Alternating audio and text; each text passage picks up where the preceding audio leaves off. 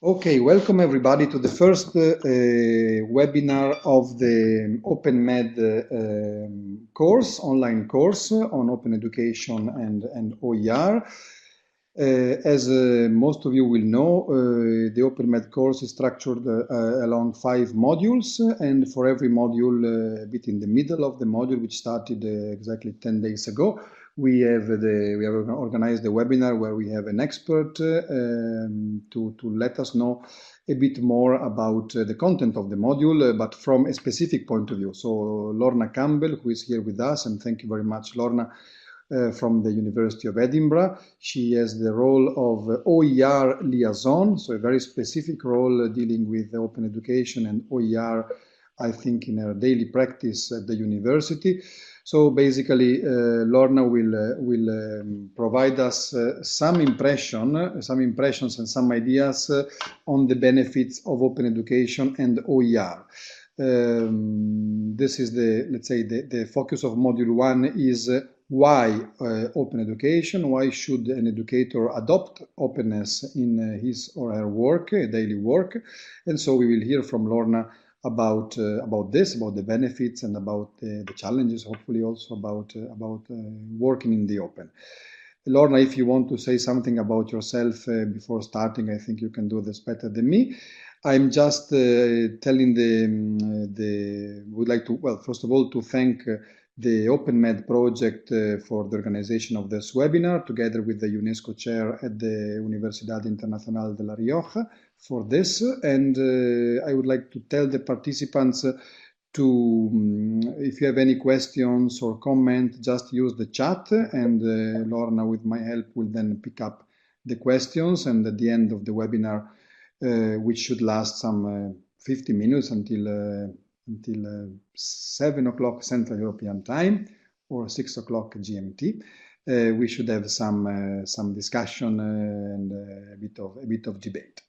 Lorna, you are free, of course, to stop whenever you want, to ask questions. This is supposed to be an informal discussion moment for our learners and for also other participants, being the event completely open to discuss with you about what they are learning in the webinar. So be ready to some questions in case. And please, if you have not done so, this is a message to all participants, write your university and your country in the chat so we know who we are. That's it from my side. I will now disappear and leave the word to Lorna. Great, thank you very much, Fabio, and thank you for inviting me to speak to you tonight. I'm delighted to be here to be able to talk to all of you. I'm actually dialing in from a rather grey, wet Glasgow. I live in Scotland, and although I work at the University of Edinburgh, I am based at Glasgow, so I'm joining you from a rather wet, miserable Glasgow this evening. So this is me. As I said, I am based at the University of Edinburgh in Scotland, where I work as OER liaison within the Information Services Directorate. And I believe some of you may have met my colleague Melissa Heighton at the recent event in Turin. I've worked in the domain of open education since about 2008, when there was a large open educational resources programme funded here in the UK. Prior to that, I worked in education technology standards development, and before that, I actually worked as an archaeologist, which is what my academic background is actually in. So like I said, I'm delighted to be joining you tonight, and what I'm going to be talking about is an overview and introduction to some of the benefits of open education and open educational resources. I'm going to start off with a few definitions of what we mean when we talk about open education and OER. And then I'll look at some of the benefits of OER illustrated by case studies from the University of Edinburgh. And hopefully that will give you some idea about how you can benefit from open educational resources as well, and give you some ideas of similar projects you might like to investigate in your own institutions. So first of all, what do we mean by open education? There's no one hard and fast definition of open education. Open education is many things to many people. For some people, it's a practice or a philosophy. Some people see it as a movement. For others, it's simply a licensing issue, whereas other people regard it as a fundamental human right. Some people write it off just as a buzzword, and some people will tell you that it's a way just to save money. This is one description of the open education movement that I particularly like, from the not-for-profit organisation OER Commons. The worldwide OER movement is rooted in the human right to access high-quality education.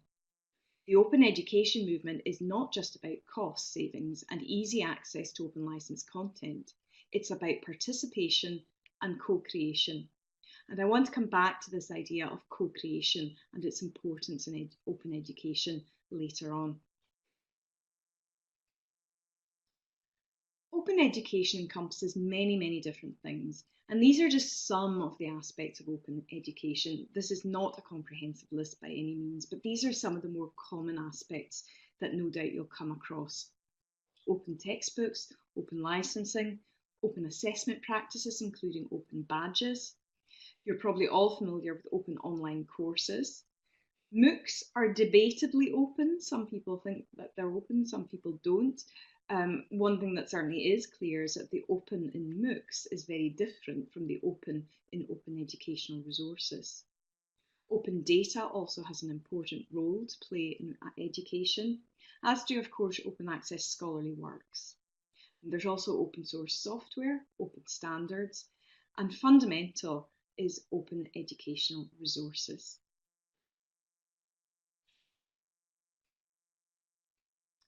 So open educational resources are fundamental to any definition or any conceptualization of open educational resource, of open education. They play a central role. And UNESCO defines open educational resources as teaching and learning and research materials in any medium that reside in the public domain or have been released under open license that permit no cost access, use, adaptation and redistribution by others with no or limited restrictions. Now, this is just one of many definitions of open educational resources, and UNESCO is just one of a number of organisations that actively support the global adoption of open educational resources. Now, the reason that I've chosen the UNESCO definition to share with you tonight rather than the Hewlett definition or the Wikipedia definition is that a few weeks ago, UNESCO and the government of Slovenia hosted the second OER World Congress in Ljubljana. And I know that some of you were there at that event, and it was really great to be able to meet some of you. So the OER World Congress brought together 550 participants, 30 government ministers representing 111 member states. And the theme of the Congress was OER for inclusive and equitable quality education, from commitment to action. And there was a very strong focus on how open educational resources can help to support United Nations Sustainable Development Goal 4 for education. That is, ensure inclusive and equitable quality education and promote lifelong learning opportunities for all. And this goal was very much central to all the conversations that were ongoing at the OER Congress. The main output of the Congress was the UNESCO Ljubljana OER Action Plan and accompanying ministerial statement. Central to the OER Action Plan is the acknowledgement of the role that OER can play in supporting quality education that is equitable, inclusive, open and participatory. The Action Plan outlines 41 recommended actions to mainstream OER and to help member states to build knowledge societies and provide quality lifelong education.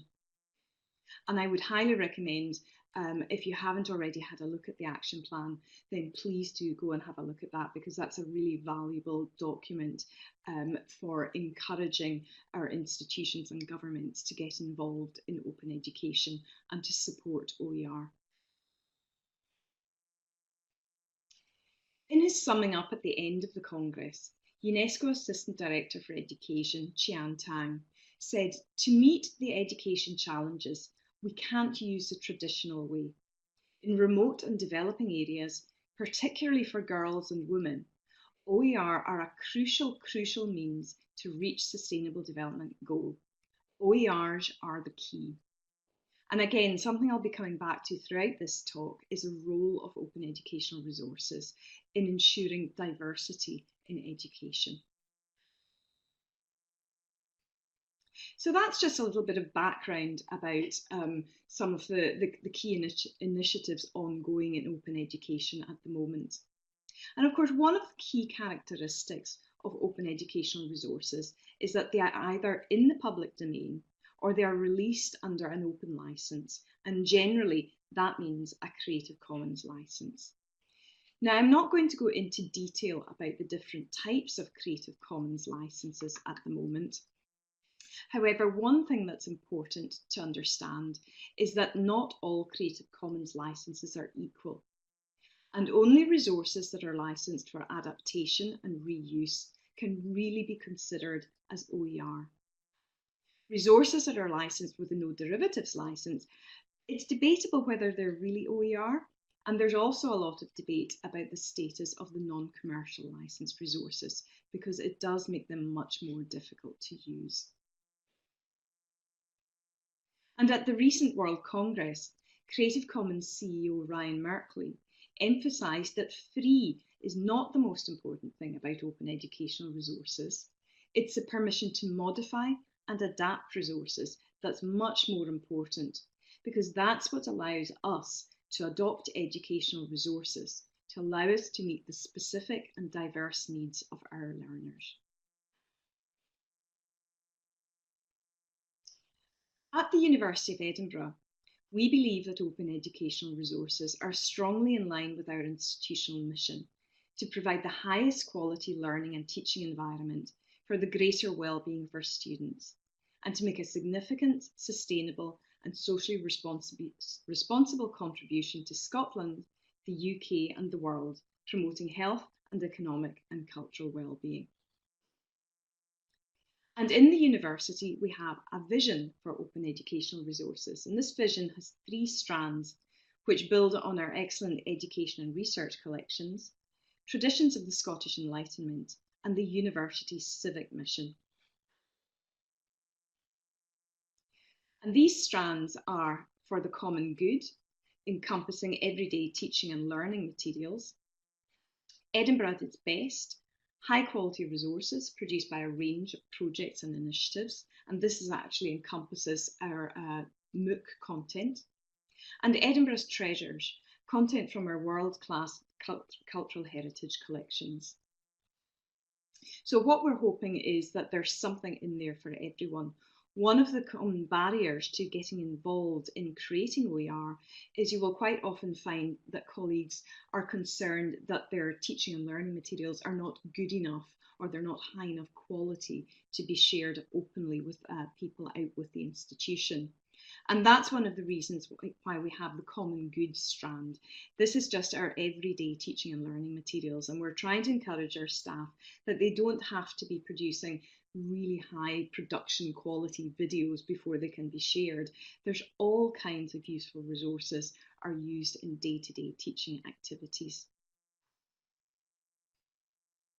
So this OER vision is backed up by an OER policy that's approved by the university's Learning and Teaching Committee, which encourages both staff and students to use, create and publish open educational resources to enhance the quality of the student experience. Now, this OER policy itself is Creative Commons licensed, and it's adapted from an OER policy that's already been adopted by a number of other institutions in the UK. And in actual fact, this policy was originally developed by the University of Leeds way back in, I think, around about 2010. And it's been reused and redeveloped by 4 or 5 different universities since then. So please do feel free to have a look at that policy. If it's of use to you, you're very welcome to take it, to adapt it and reuse it as you see fit. In addition to our OER policy, we also have an OER service which provides staff and students with advice and guidance on creating and using open educational resources. because any of you who will have been involved in developing institutional policy of any kind will probably be aware that simply having a policy that is dictated by the senior management of an institution is not really going to change practice. You need to provide support for staff and students to engage them with these policy directives. And ideally, what you want is for the policy to be reflecting practice that is already ongoing within your institution. So we certainly believe it's very important to have this support service in the university to encourage staff and students to engage with all aspects of open education, and particularly with open educational resources. And the OpenEd service also provides a one-stop shop where you can access open educational resources produced by staff and students across the university, because we believe that it's really important to provide this support service to back up the policy. One of the questions that we quite often get asked about this service is whether we have an open educational resource repository at the University of Edinburgh. And the answer is actually that we don't have a single repository. We encourage staff to share resources wherever is suitable and convenient for them. And that might be Flickr, it might be YouTube, it might be their own website. There are other repositories in the university, in the library. We have a media repository. We don't mind where people share their open educational resources, but what we do is we aggregate them all into this. Really, it's just a very simple WordPress site. So I now want to focus on some of the benefits of OER. And as I said, I'm going to highlight these benefits with some case studies from the University of Edinburgh. So hopefully you'll find some ideas in here that might sort of spark some projects and initiatives in your own university. But before I go any further, I'm just going to stop before we go on to the benefits, just to double check that everyone can hear me okay, or to ask if you've got any specific questions yet. Hello, Lorna. I think the content was clear. I just got the comment that some people are hearing you a bit low in terms of volume. So I'm asking you to speak a bit louder. I'm hearing you very well, and others are also. But there seems that there are some connection issues. So a message to everybody: you can increase the volume of Adobe Connect by clicking on the loudspeaker, on the green loudspeaker button you see on the top. I don't think it's a problem from Lorna because I can hear you perfectly. And the recording will be okay because it's, I hear you well. So if you want to increase the volume to everybody, just click on the loudspeaker on the top left of the screen. It seems in Europe. Yeah. I can increase my mic volume as well, but we might get a little feedback if I do that. Okay, so I can see that Daniel can hear me loud and clear. Yeah, everybody can. And Graham can. Okay. Okay, we'll press on. And hopefully, as Fabio said, there will be a recording of this session as well, which you'll be able to check back on if you miss any bits of the talk. So in terms of benefits of open education and open educational resources, the first one I want to look at is that open licenses can help to ensure longevity of access to your educational content. Now, it's very common to think of open license resources as primarily being beneficial to those out with your own university or institution. However, open licenses can also help to ensure that we can continue to use and reuse the resources that we ourselves have created. And I'm sure you'll all have come across projects that created fabulous content, only for these resources to become inaccessible once the project ends. Or perhaps that you've got access to great teaching and learning materials belonging to a colleague who has subsequently retired or moved to another university, and nobody's really quite sure whether these can still be used for teaching and learning.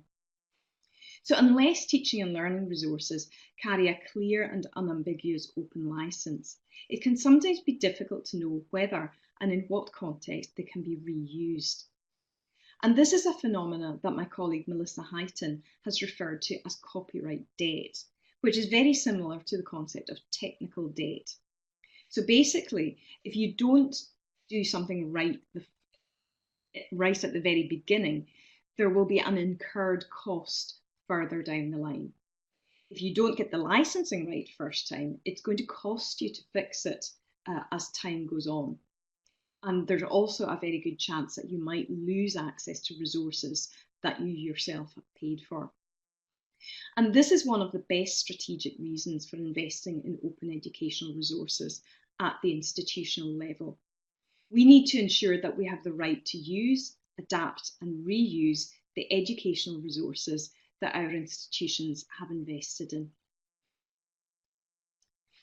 Now, continued access to MOOC resources can be particularly problematic because if any of you have investigated any of the commercial MOOC platforms, you'll see that they're very keen to lock resources down onto the platforms. Most MOOC platforms will allow you to use open license Creative Commons licenses on courses and content, but they're not very clear about that, and sometimes they make it a little bit difficult to see how you do that. And we're also now starting to see that some of the MOOC platforms, I think it's Coursera, or it could be edX, excuse me, I forget which one, they're actually time limiting access to content. So when you sign up for one of the courses, you don't pay to take the course, but you only have access to the resources for a fixed period of time. And once that time period elapses, if you want continued access to these resources, you actually have to pay for them. So that's not really very, very open at all. So one of the things that we're doing at the University of Edinburgh is we are taking all our MOOC content, all the content that we created for previous MOOCs, and we're making it available in an open media bank under open license. And one of the things that we're finding as we're undertaking this project is some of the very, very early MOOC content doesn't actually have a clear license on it. And this is a very good example of what Melissa has referred to as copyright debt, because we've actually had to fund a project to untangle some of the licensing of this MOOC content. So that's certainly one reason why it's very, very important and beneficial to get the licensing correct first time round to ensure that you can continue to use the resources that you've created and invested in.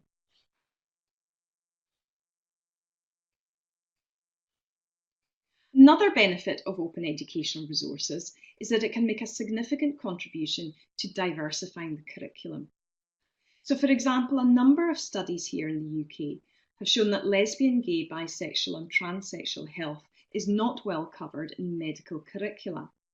However, knowledge of LGBT health and of the sensitivities needed to treat LGBT patients are valuable skills for qualifying doctors. So using materials from the Commons, a project at the university sought to address the lack of teaching on LGBT health within the curriculum through open educational resources.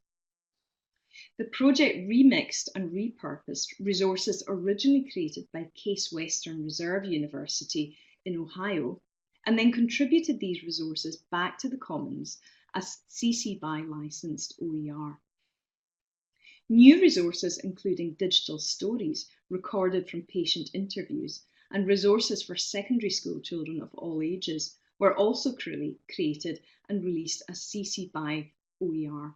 And you can access these resources from the link there. So this was a very nice example of how OER can diversify the curriculum, but also how you can creatively repurpose and reuse existing open educational resources to meet the requirements of your curricula.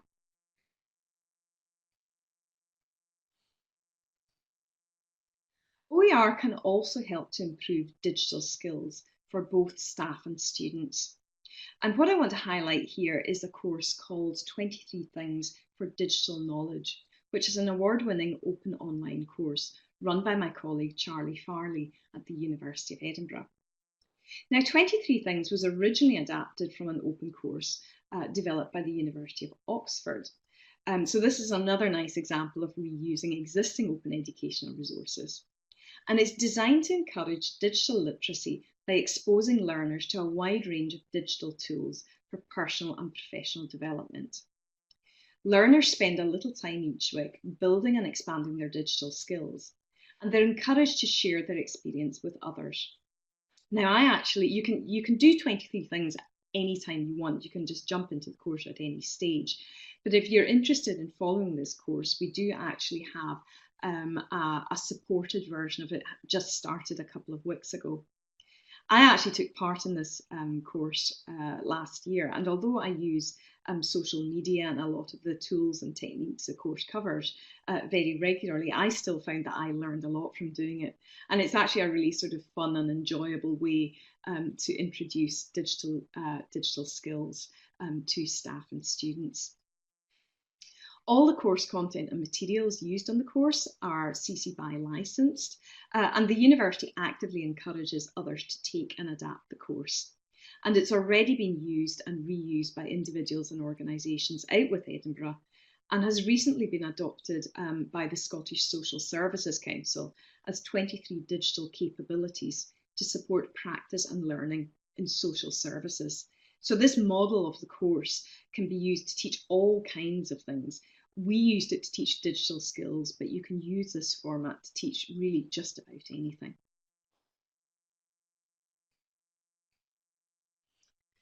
Now, right back at the beginning, I also mentioned the important role that OER can play in engaging students in the co-creation of their own learning resources.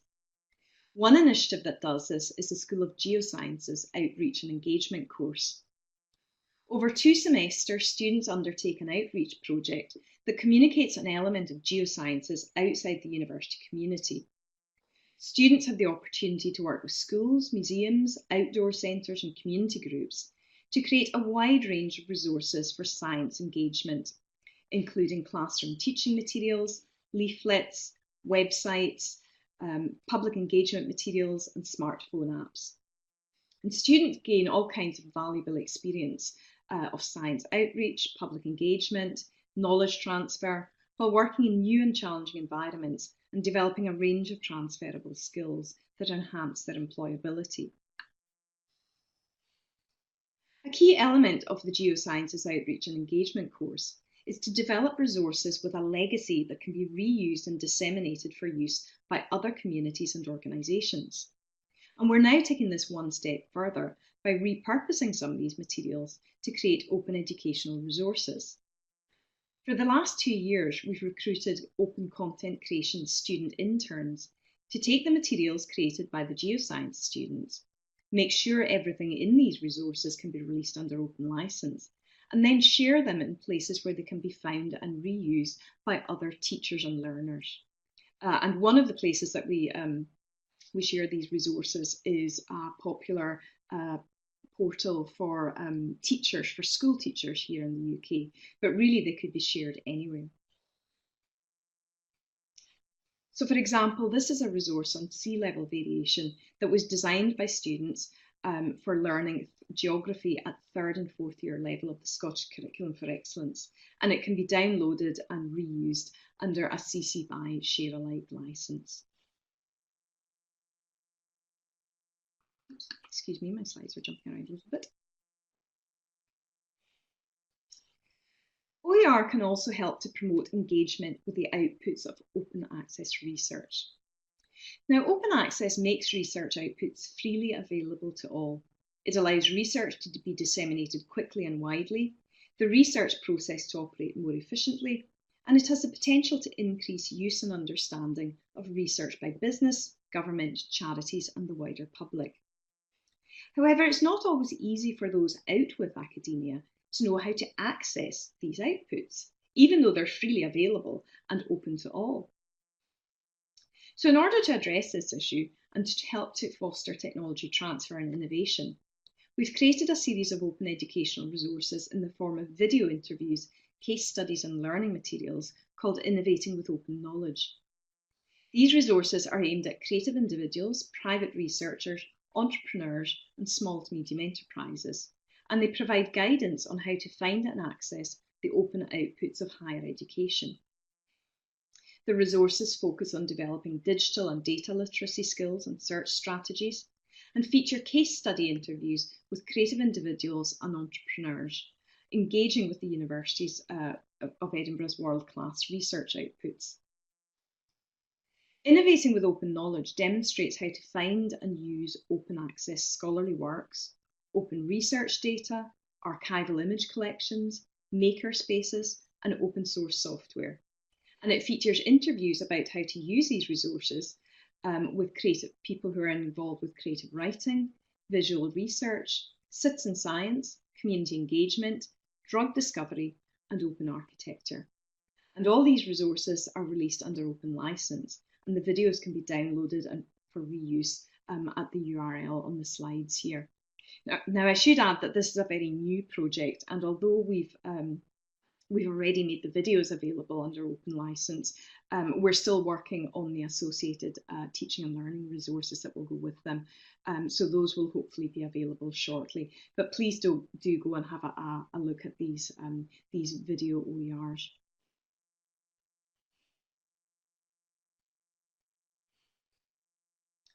OER can also contribute to the development of open knowledge. And one great way to do this is to engage with the world's biggest open educational resource, Wikipedia. Wikipedia is a valuable learning tool that can be used to develop a wide range of digital and information literacy skills at all levels across the curriculum. However, it's not without bias. The coverage of subject matter on Wikipedia is neither uniform nor balanced, and many topics and areas are underrepresented, particularly those relating to women. At the University of Edinburgh, we've employed a Wikipedian in residence, whose job it is to embed open knowledge in the curriculum through skills training sessions and editathons to increase the quality and quantity of open knowledge and enhance digital literacy. And this project is also hoping to improve the coverage and esteem of Wikipedia articles about women in science, art and technology, and to redress the gender imbalance of contributors by encouraging more women to become Wikipedia editors. So for example, I think the figure is currently only about 16% of articles on the English Wikipedia are about women, and in other language Wikipedias, that figure can be substantially lower. But I'm delighted to say that over the course of the last year, 65% of the participants of our editathons here in Edinburgh were women. And some of you may be aware that today is Ada Lovelace Day, where we celebrate the role of women in computer science and in science, technology, engineering and mathematics. And we actually have an editathon running at the University of Edinburgh today. So we've got colleagues who are busily creating new Wikipedia articles about women in these fields. So we've got both staff and students at the university actually engaged in creating open knowledge today.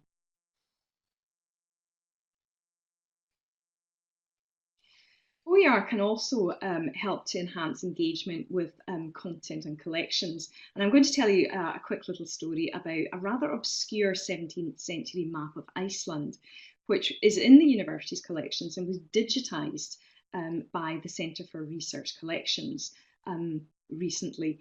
And because this map was released under open licence, we were able to add it to Iceland's Wikipedia page. So if you visit the Wikipedia entry for Iceland and scroll down the page, you'll find this slightly obscure but quite pretty map of Iceland.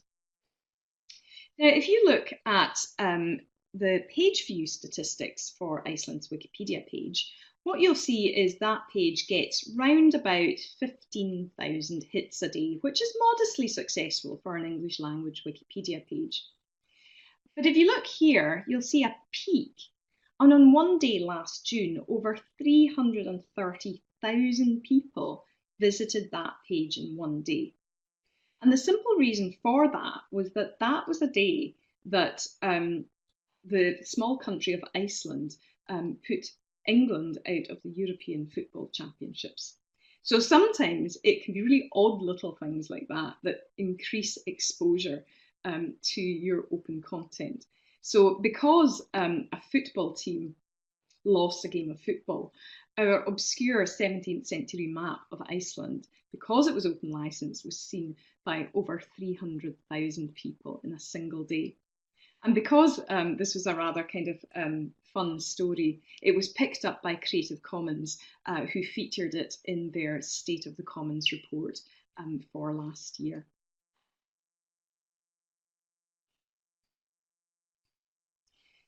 So we believe that there are many benefits to using and sharing open educational resources, both within higher education and beyond. And this is one of the reasons why the University of Edinburgh supports Open Scotland, a cross-sector initiative that aims to raise awareness of open education, encourage the sharing of open educational resources, and explore the potential of open policy and practice to benefit all sectors of Scottish education. And Open Scotland has developed the Scottish Open Education Declaration, which, in line with the UNESCO OER Action Plan, calls for all publicly funded educational resources to be made available under open licence. And I know that colleagues in Morocco are already in the process of adopting a version of this declaration, and I would strongly urge you to follow their example. And I also would really like to congratulate colleagues in Morocco for being so forward-looking in this respect, because we're still trying to get the Scottish Government to really take on board the benefits of open licensing and open educational resources. So you're already several steps ahead of us there. So I just want to finish up now with a quote from one of our open content interns, which really, I think, eloquently sums up the real value of open educational resources. So this is Martin Tasker. He is an undergraduate physics student who worked with us last summer as open content intern. And in a blog post entitled "A Student Perspective on OER," he wrote this: "Open education has played such an integral part in my life so far, and has given me access to knowledge that would otherwise have been totally inaccessible to me. It has genuinely changed my life, and likely the lives of many others. The freedom of knowledge can allow us to tear down barriers that hold people back from getting a world-class education, be those barriers class, gender, or race. Open education is the future, and I am both proud of my university for embracing it and glad that I can contribute even in a small way. Because every resource we release could be a life changed, and that makes it all worthwhile." So I think really that is probably one of the most eloquent summings up of the real benefits of open educational resources and how, why we all work so hard to make this happen. So I'm going to stop there. Thank you for your time. And I'd be very happy to take any questions that you might have. I'll just finish with my image attribution slide so you can see where all my images came from. Thank you very much, Lorna. This was exactly what I thought you would have given as a presentation. The only problem is that this is much better than what we wrote in module 1 of the module. You are adding so many points that we should actually. It's good that we are still in a pilot phase. It's all CC license, Fabio. You're welcome to reuse. Absolutely. Be sure you're going to use part of this, in fact, for the second version of the course. Thank you very much. In fact, it's not easy. We were in charge of developing the first module, really trying to convince, on the benefits for many different stakeholders. And I think you did it very well in this presentation. And we are going to use some of this. So be ready for some more questions from our side when the time will come.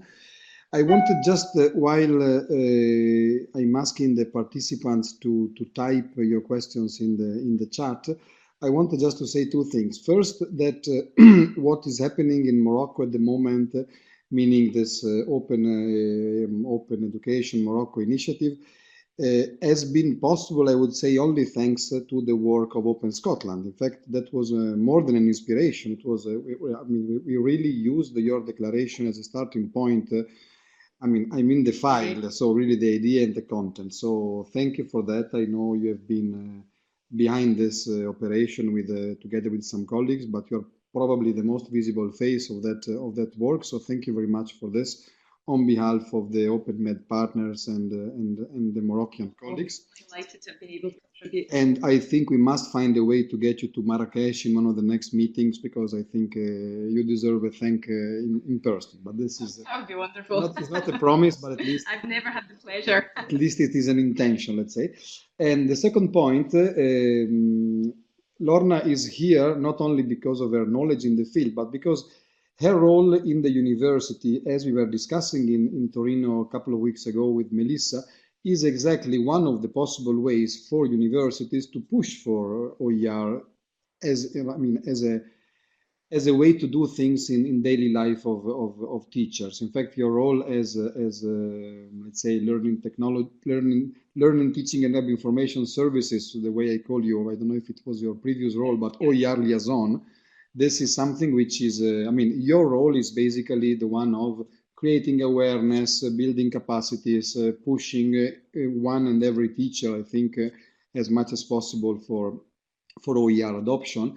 And as we all know, as we have all heard in Torino, I mean, open education is not one thing that you learn and then you're able to do. It has to do with changing culture, it has to do with trying and maybe also making some mistakes. And so it is a continuous, I would say, process. So on one side, keep in mind, I'm talking now to the participants, if you want to ask some questions to Lorna, that this is exactly her role in the university. And in fact, my question to you would be, what would be your advice for universities like the one from the south of the Mediterranean in the OpenMed course or project, or other universities from that region? What would be the thing you would do if you were a university leader to start the avalanche? You know, what would you do? You would create a position like yours? Would you focus on awareness raising?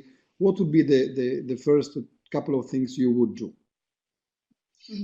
I think probably ideally what you want to do is you want to have a top-down and a bottom-up approach. So you need to make the case to senior managers to explain to them why open educational resources are important and why open education can support the strategic vision. But I think you also need to make the case to colleagues throughout the university. And I would also say it's really important to engage students in this. The OER policy that we have at the University of Edinburgh, that was actually very much pushed by the student union. Students, they actually recognise the benefits of open education. So I think what you want to do is try to identify pockets of innovative practice around the university, because you'll probably find that even if your colleagues aren't using the term open educational resources or aren't familiar with the concept of open education, there's probably a fair chance that they are actually reusing content, engaging with other people. So some of the seeds will be already there. So I think maybe what you want to do is try to identify the early adopters, provide support to encourage them and to engage with their colleagues. But at the same time, you need to be really presenting the strategic vision to your senior management. And hopefully if you can do that, you'll get both the sort of top down and the bottom up meeting in the middle somewhere. And that's really where you'll have open education embedded. And the first point that I made there about copyright debt, that's actually a very important point to make to senior managers in your institution. All institutions invest a lot of money in the creation of of educational content, whether that's through funding teacher salaries or actually commissioning textbooks or whatever. But we need to ensure that these resources continue to be available. So that's another good strategic point to make to your senior managers. Thank you very much. I have three questions from the audience. The first by Graham is the following. Any disadvantage about being open in the OER landscape? What are the disadvantages? Yeah, very much so. I mean, open is one of the things that I think it's important to realise, that it's very easy for me to be an advocate for openness. I'm in quite a privileged position. I work for a university that encourages that. But I think we do have to realise that not everyone is in a position to be open all the time. And I think part of getting involved with the open education landscape is acknowledging that can be very different for different people. One of the things that I didn't talk about in this presentation is open practice, because I know that you have other webinars lined up. You've got Catherine Cronin coming to speak to you, and I'm sure she'll focus a lot on open practice. I consider myself to be an open educational practitioner, and sometimes that does mean putting yourself on a line a bit, putting yourself out there a little bit. And I do appreciate that not everyone is comfortable with doing that, not everyone is able to do that. So I think it's best to regard openness as a sliding scale, and it's really up to everyone to decide how open they can be in their own circumstances, because every little step, I think, really makes a difference. Okay, very clear, thank you.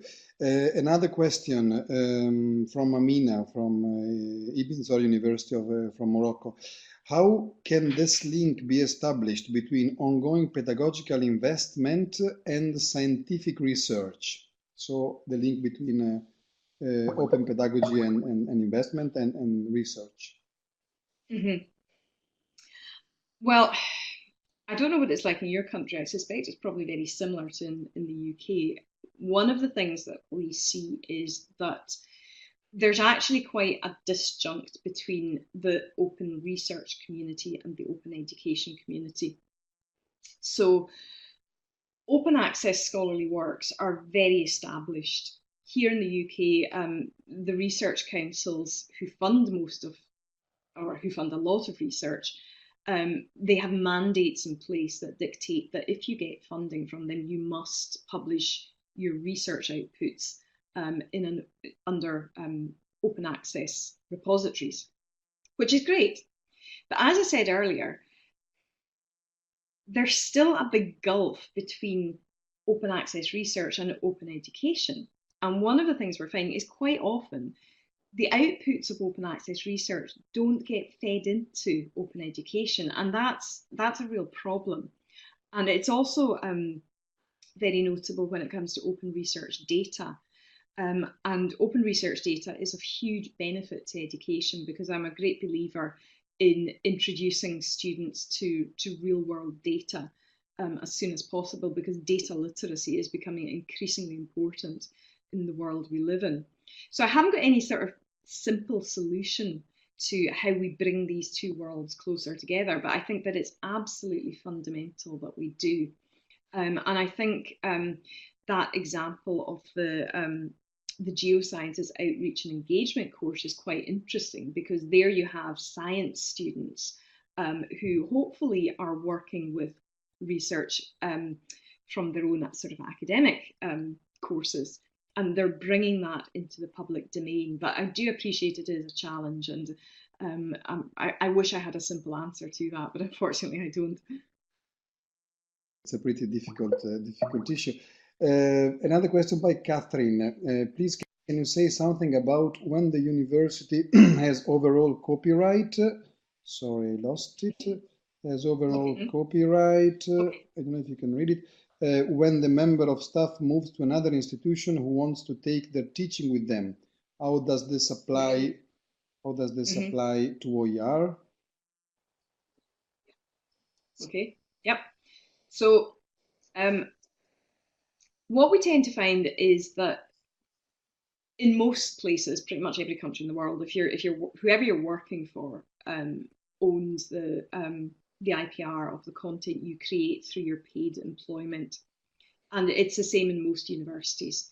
If you work for a university, then the resources that you create as part of your job belong to that university. However, most universities will waive that copyright, and that's how we have scholarly research, that's how we have research journals. The majority of universities waive their copyright to allow their staff to publish their research. Now, whether that's through big commercial journals that are owned by Pearson, or whether it's through open access journals, in order to do that, the university is waiving their copyright. And one of the reasons we have the OER policy in place at the University of Edinburgh is that is really a statement from the university saying that the university is also waiving its copyright over the teaching and learning materials. So what that means is that any member of staff at the university can publish their teaching and learning materials under open license. And of course, that means that if they then leave the university, they still have access to these resources because they're out there in the public domain. And this is really, really important, I think, particularly for colleagues who are working on short-term contracts, who don't have tenure, who are in increasingly precarious employment. And this is actually a position that I was in myself for many, many years. I tended to work on very short-term contracts. I moved around universities a lot. And the way that I ensured I had access to all the content that I created was to make sure that it was openly licensed. Now, I had to have the permission of my employer to do that, but by and large, they allowed me to do that. So that's another real benefit of open licensing your resources. If you can get permission to put an open license on your content, it means that you will continue to have access to that content after you leave the institution. Very much. We have one question. We have two questions that I suggest we don't take because they will be answered in the next two webinars.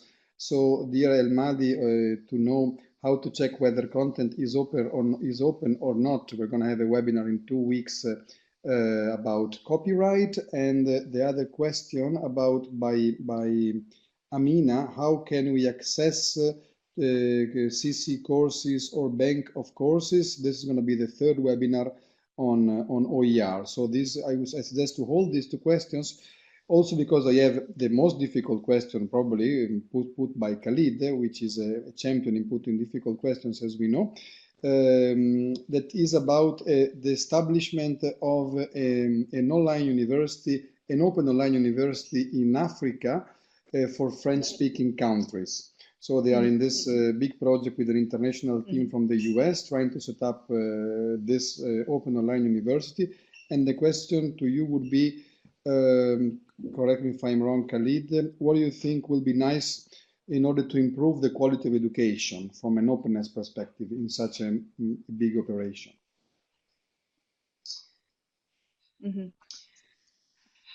I guess get as many people involved as possible, because I think one of the real benefits of open education is that I think the more people that you can get involved, the more diversity you'll have, the greater breadth of content you'll have, and you'll have more eyes on the content that you're using. You'll also have more diversity of pedagogical approaches as well. So that would be my one, if I was to pick one piece of advice, would be engage with the open education community, regardless of where they are. And that's certainly one of the things I've found over the years, is that there is a very strong community of open educators. And I know there's a huge amount of really innovative work going on in Africa. And I think, you know, bringing as many people as possible into a project like that, not necessarily as formal project partners, but one of the real benefits of open education is that there is this sort of diverse global community, and I think we can all learn from each other. Better specifying the let's say the dichotomy of openness versus quality. So I think how to. All right, I see. Okay. How to ensure the quality of open education resources, is that sort of idea. See, I think quality is a bit of a non-issue. It's a bit of a red herring. I don't know if you understand that phrase. It's quality is often raised as a barrier to using open educational resources. So I quite often hear people saying, well, I don't want to use an open licensed resource because how do I know if it's good quality? However, you don't often hear people asking the same question of published content, and perhaps they should. I think we're much more willing to accept the quality of a resource if it's been published by a commercial publishing company. But in actual fact, is there anything to really, ensure that that is better quality? One of the benefits of open educational resources is that everyone can see them and everyone can contribute to them. And if they don't meet your requirements, you can change them. Wikipedia is a very interesting example here, because you quite often hear a lot of concerns about the quality of information on Wikipedia.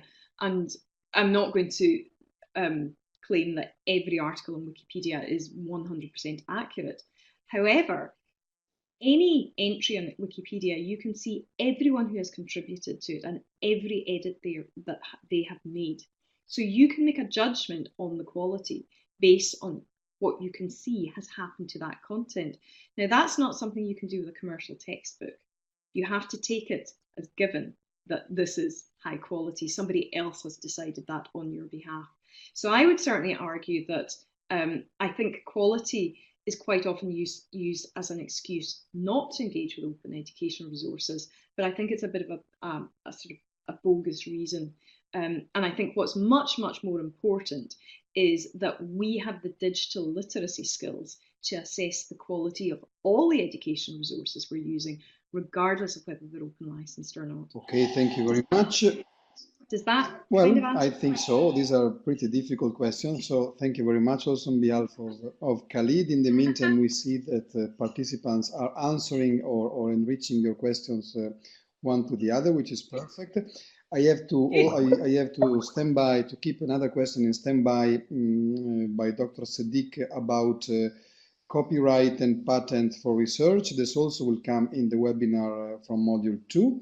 So if you allow me 2 more minutes, I will take the last question from the Notre Dame University in Lebanon, which is a spontaneous learning circle which was set up in the OpenMed course. So I think they deserve a special treatment, even if you are a bit late. And the question is also pretty difficult, short but difficult. How to assess the learning outcomes of open access education?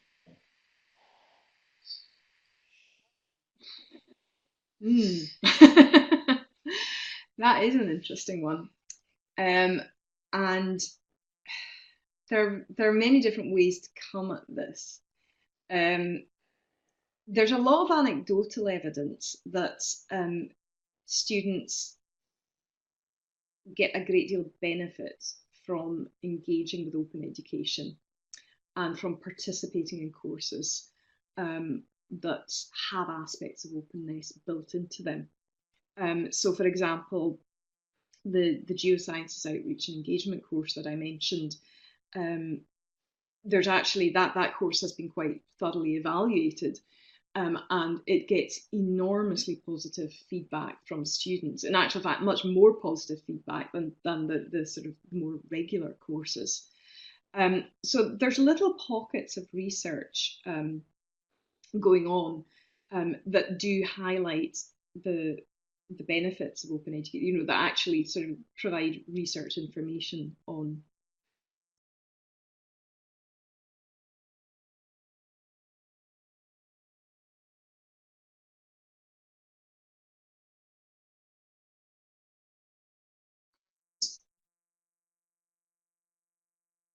Hello?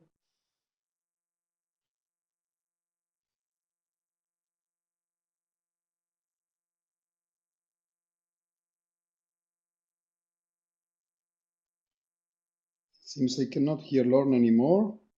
Yes, I have a disconnect. Yes.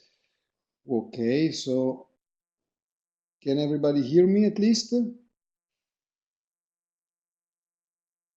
Okay. Yes, it seems Lorna was disconnected exactly the wrong moment, the worst moment, because that's when I wanted to thank her. So I think we are anyway a bit out of time. So I promise I will thank her in person on your behalf. And in the meantime, I'll let you know that probably the most important information from now on is Lorna's Twitter account that you can see in this in the slide there. She's a heavy Twitter user, so any question or let's say any idea you want to share with her. She's back. Hello? You are back, but not your voice. Lorna, I cannot hear you. Let me. Yes. Sorry about that. Can you hear me now? Yes, now Sorry I can. about that. Don't worry. Well, I almost got to the end of the session without the internet connection going down. Exactly. I was just telling that we can live with the suspense of the last part of your answer, so that we keep sort of a cliffhanger for the last for the next webinar. And I was suggesting that for more questions and also for practical ideas. So now you are how you are pushing for OER in your university, they can use your Twitter account, and you are there both as a knowledge, let's say, sharer, and also for I would say direct questions. I see Please do feel free to get in touch anytime. I'd be very, very happy to take more questions. And now that you are linked with OpenMed forever, thanks to your contribution to the Open Morocco Declaration, we won't let you go. Be sure. And That's so absolutely fine. I see a lot of appreciation there. I think I promise to all participants that for next webinars we're going to set a time that will be clear for everybody. It won't be GMT, CET. We'll use some web tool to be sure that we're all there at the same time. In any case, we are 42 people now, so I think we should be satisfied for the reach of this first webinar. Lorna, do you want to say a last word before leaving us? Just really to thank you again for inviting me to speak to you. It's been, I think it's a really inspiring project. So I'm really delighted just to be able to make a very small contribution to it. And as Fabio said, do feel free to get in touch anytime. You can contact me on Twitter or just drop me an email. And I've already shared my slides on SlideShare, and I do actually have a bit of a transcript of the presentation as well. It's not a complete one, but most of the main points are there. So I would be very happy to share that if that would be useful as well. Okay, perfect. So thank you very much again. The webinar will be available as for the recording as from this evening or tomorrow morning. So for the ones of you who are just connected now, thinking that we are starting now, in fact, we're finishing now, but you will be able to get the recording tomorrow. Thank you again, Lorna, and thank you everybody for your participation. Okay, Bye. thank you very much. Good night. Bye.